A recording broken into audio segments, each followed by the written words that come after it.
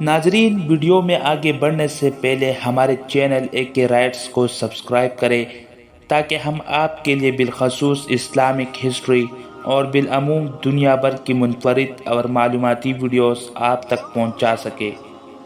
ناظرین، آج کی ویڈیو میں ہم آپ کو بتائیں گے کہ سعادتین کوپیک نے سلطان علاء الدین کو زہر کیوں دیا تھا اور سعادتین کوپیک کو ارطغرل غازی نے نہیں بلکہ کس نے مارا تھا۔ ناظرین، سعادتین کوپیک 13ویں صدی کے دو سلجوق سلطانوں کے تحت ایک درباری منتظم تھے اور روم کے اناطولیہ میں 13ویں صدی کی ہنگامہ خیزی کے دوران اپنی بے وفائی اور زیادہ طاقت کے حصول کی وجہ سے منگول سلطنت کے ذریعے سلطنت روم کو زیر کرنے میں اپنے بالواسطہ کردار کے لیے جانا جاتا ہے۔ اس نے سلطان علاء الدین کیقوباد کے تحت منسٹر آف ورکس کے طور پر خدمات انجام دی۔ ناظرین، سعادتین کوپیک سلجوق سلطنت اور سلطنت عثمانیہ کا سب سے بڑا غدار تھا۔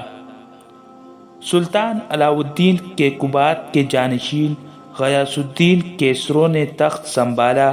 اس کا پہلا مقصد نئے سلطان کی حکومت کو محفوظ بنانا تھا۔ اس نے کیسرو کے دو سوتیلے بھائیوں کو ان کی والدہ ایک ایوبی شہزادی کے ساتھ گلہ گھونٹ دیا تھا، لیکن وہ کامیاب نہیں ہو سکا۔ بعد میں اسے حسام الدین کراجا نے قتل کر دیا اور اسے سلجوق محل کی دیواروں پر غداری کے الزام میں لٹکا دیا تھا۔ ناظرین، سعادتین کوپیک سلجوق کا تخت چاہتا تھا اور اس نے منگولوں کے ساتھ اپنے تعلقات بنائے رکھے تھے۔ یہ منگولوں کی مدد سے سلجوق سلطنت کا تخت چاہتے تھے۔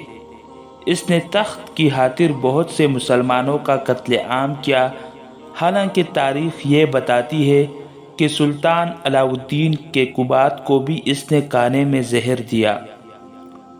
ناظرین، تاریخ کے حوالے سے یہ چند باتیں سعادتین کوپیک کے بارے میں مشہور ہے۔